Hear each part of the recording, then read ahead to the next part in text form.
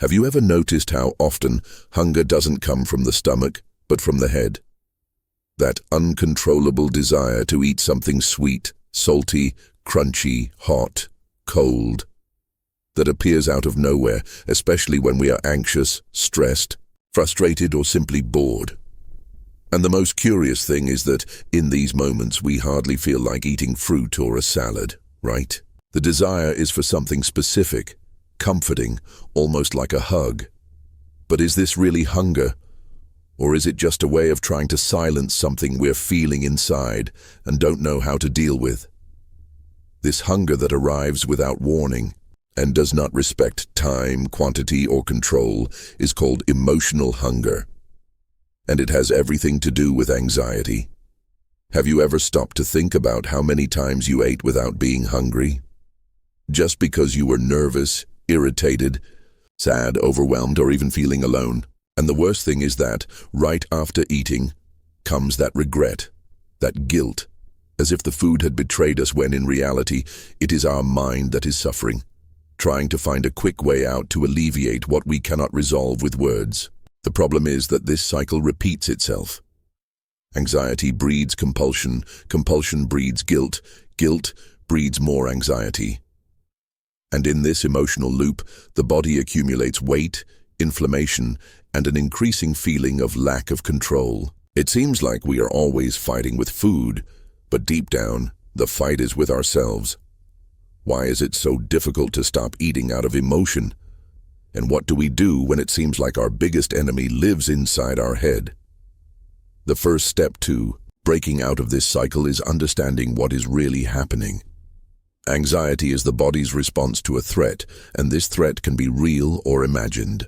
When we feel like we are losing control of something, whether in our personal life, at work, or in our health, the body goes on alert, and then the brain looks for a way to calm this state.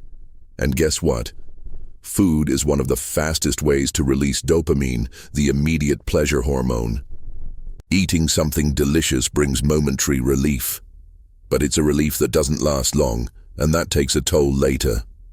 Now tell me, how many times have you promised that you would change, that you wouldn't repeat that behavior, that you would resist temptation? But when it came down to it, was it stronger than you?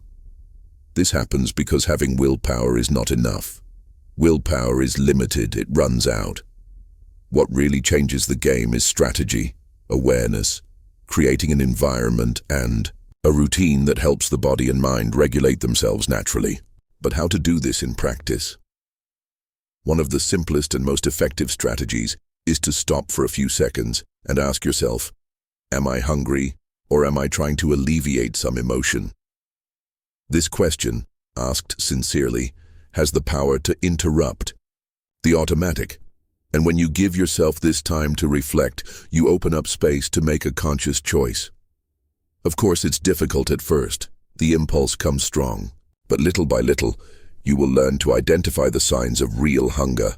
One that comes slowly, that accepts different types of food, and emotional hunger that is urgent, specific, usually for foods rich in sugar, fat, or salt. Another thing that helps a lot is building a routine that reduces anxiety triggers. Have you ever noticed how different the day starts when you sleep well? When do you wake up calmly, breathe, stretch, have a leisurely breakfast? This changes everything. The body needs predictability. When we live in chaos, without schedules, without breaks, without rest, the body goes into survival mode. And then, any sign of stress becomes a reason to eat. Now think with me. What if you started setting aside 5 minutes of your day just to take a deep breath? Close your eyes and listen to your own body. Wouldn't this help reduce the accumulated anxiety that explodes in the form of compulsion? And there's more. How is your diet during the day? Do you go long periods without eating, eat on the run, snack on anything in the middle of the day, and arrive at night with uncontrolled hunger? Because this is also one of the biggest mistakes. Many people think they are eating out of emotion, but they are actually eating out of deprivation. If you spend the whole day restricting yourself, ignoring real hunger, your body will charge you later, and it will charge you with interest.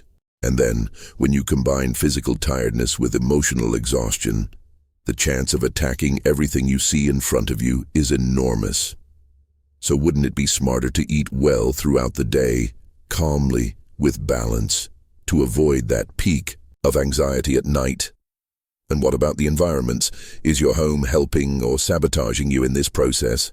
Fridge full of junk, cupboard full of trigger foods, lack of organization. All of this directly influences your eating behavior. The environment has to work in your favor. If you know you have trouble resisting certain foods, why keep them around? What's more, isn't the way you relate to food closely linked to the way you learn to deal with feelings since childhood?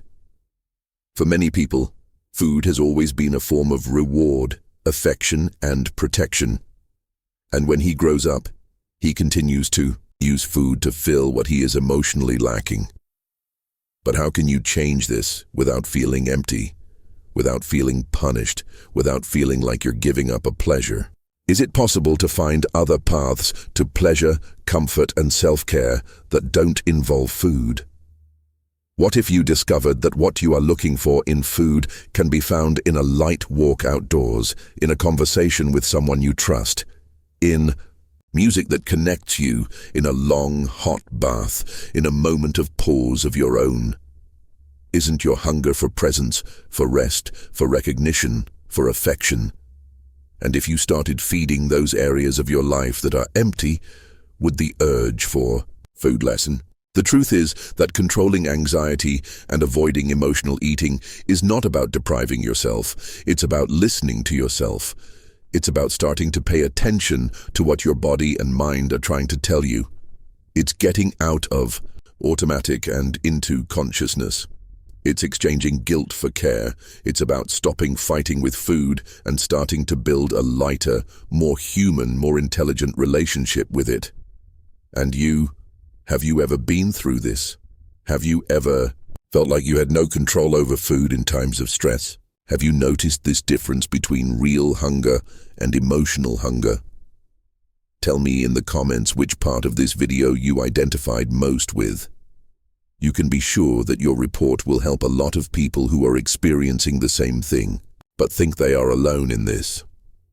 When you begin to understand your emotional triggers, the path to eating self-control begins to open up. But that doesn't mean you'll never feel like eating because of anxiety again. It means that with awareness and practice, you will be able to make better choices even in difficult times. And that is liberating. Because controlling what you eat is not about living in restriction. It's about knowing yourself so much that you know what really feeds you. One of the most powerful tools for transforming this relationship with food is the emotional food diary.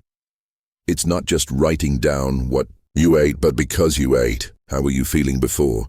Were you really hungry? Did you eat slowly or on impulse? How did you feel afterwards? When you write, you take the weight of guilt out of your head and put on paper what needs to be observed.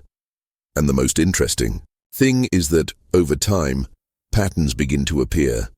You start to notice that whenever you feel anxious after meetings at work, you run to snack, or that every time you fight with someone, you feel an uncontrollable craving for chocolate.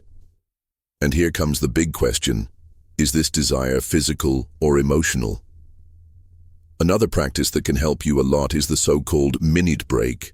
Every time you feel the urge to eat something out of turn or without any real need, take a deep breath and give it a minute. Literally, a minute in silence, just breathing and feeling what is happening in your body. Sometimes this small space of time is enough for the impulse to pass. Our brain works like a muscle. The more you train control, the stronger it becomes. And this minute break, as simple as it may seem, is like a mental flexion against compulsion. But there are also days when impulse wins, and that's okay. You just need to be consistent. The problem is not to slip up from time to time. Food is not the enemy. What needs to change is the way you react. Act to them. Have you ever asked yourself, what if I stopped fighting against myself and started walking in my favor? Another very important key is sleep. Have you ever noticed how difficult it is to control your eating when you're tired? Sleep deprivation increases levels of ghrelin, the hunger hormone, and decreases leptin, the satiety hormone. Result: more desire to eat and less control over choices. Sleeping well is as important as eating well. And if you keep waking up during the night, sleeping little or having poor quality sleep, it's natural that you feel more hungry during the day, especially emotional hunger. Have you ever thought about improving the quality of your sleep as a strategy to lose weight with more balance? Physical activity is also a great ally, but you don't need to think about a heavy gym or exhausting workouts. Walking, dancing, stretching, moving in a pleasurable way is enough to release endorphins and regulate your mood. The body in motion helps the mind to slow down. And when you find pleasure in physical activity, you create a positive cycle. You move, you feel better.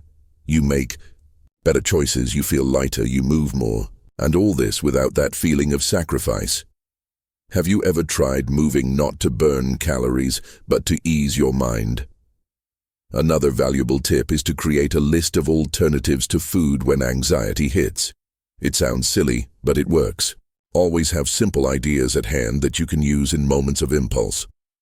Drink a glass of cold water, go out for air, listen to music that calms you, write down what you're feeling, call someone, take a shower, massage your hands with cream, breathe deeply for 2 minutes. These are actions that may seem small, but they have the power to break the automatic cycle of emotional hunger. How about putting together your list today and leaving it visible on the fridge? And since we're talking about practical actions, did you know that the way you chew directly influences food anxiety? Chewing slowly, savoring each piece, paying attention to the texture, the smell, the taste of all of this sends signals to the brain that you are satisfied. And the more conscious your meal is, the less chance you have of seeking food as an escape. Eating mindfully, even for 5 minutes, changes the experience. Have you ever tried eating without your cell phone, without TV, without distractions? What did you feel? It's important to understand that no one has 100% control all the time. We all have triggers, moments of weakness, difficult days, but the difference is in how we deal with them. Instead of reacting automatically, you start to observe, reflect, choose, and each conscious choice strengthens your path. It's not about cutting out everything, nor about following a strict diet, but about building a balanced relationship with food, your body and your emotions. Have you ever thought that maybe your weight loss is stuck, not because you eat too much, but because you feel too much? What if, instead of punishing yourself with food, you started to take care of your emotions, with the same care that you would like to take care of your body? What if, instead of running away from what you feel, you started to name your emotions, understand where they come from, what they are asking you, what you need to hear? It seems challenging at first, but as you approach yourself with more compassion, more presence, more listening, food stops being the enemy. It returns to being what it always should have been: nutrition, balanced pleasure, part of life, not an escape valve. If you've made it this far, you've already taken a huge step towards controlling your anxiety and losing weight consciously, understanding that eating out of emotion is not weakness, but a sign that something needs attention within you, is the beginning of a real transformation. And no, you don't need to fight your body, you just need to learn to listen to it more affectionately. Change doesn't happen overnight, but it starts with small decisions made every day with intention. Breathing before eating, asking yourself what you're feeling, choosing foods that truly nourish, and creating routines that embrace your emotions are all part of the process. And you are not alone in this. Now I want to know, which part of this video touched you the most? What did you notice about yourself that you had never noticed before? Comment below. I'm learning to listen to my body. If this video made sense to you, your comment may inspire others who are living this same challenge in silence.